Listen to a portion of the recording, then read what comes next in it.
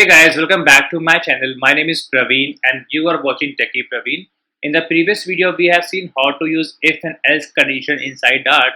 And in this video, we are going to see how to use ternary operators and how to use if and else condition by using ternary operators. So let's get started. So basically, I'm going to use variable equals to a and variable b equals to 20. And if this condition is true, if a is greater than true, then it should print a is bigger. And if this condition is false, then it should print a is smaller. A is smaller. So if I run this, the condition is false, so it will show a is smaller. Now how can I define this if condition by using ternary operators? Let's see. So if I'm going to write the same equation, a is greater than b, question mark, and then if this condition is true, it should show a is bigger, and if the condition is false, then it should show a is smaller. Perfect. So if I remove this or if I comment out this, I will get the same result.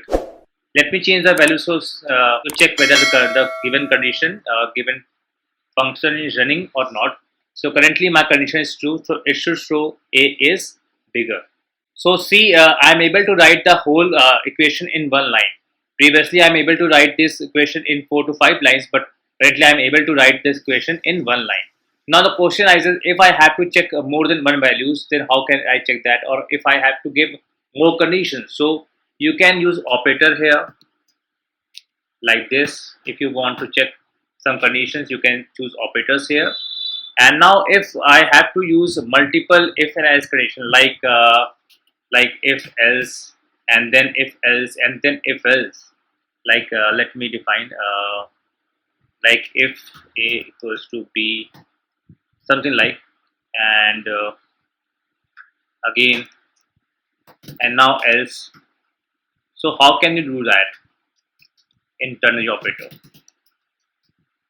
Your value is null. So this is just a demo code. So what if I have to run multiple cases, multiple if and else inside this? So how can I do that? So basically, you can write the same way. This is like this is your condition. This is my print part, means it will going to print if the condition is true. Then I have to define another condition like this condition. This is my else if, and then print, and then you can print the else part. So basically, both the values of both the ways are similar. Your values are null. Perfect. Now this is my first condition. This is if conditions. This is my if the condition is true, then I'm giving else if condition here, and then question mark, and then this is the condition if the else condition is true, and if both the above conditions are not true, then it will going to print else condition like this. So this is the way you can print or you can use multiple if else condition inside this by using a ternary operator. So it makes your code smaller and easy to readable, and it's make your life easier. You don't need to write a lot of a number of lines to create a simple program. You do always want to make your code crisp and short, right? So I hope you like the video and you like my channel. If you like my video, please subscribe to my channel and share it with your friends. And if you like my teaching style, please follow me on my social media account, linked in the description. Thank you.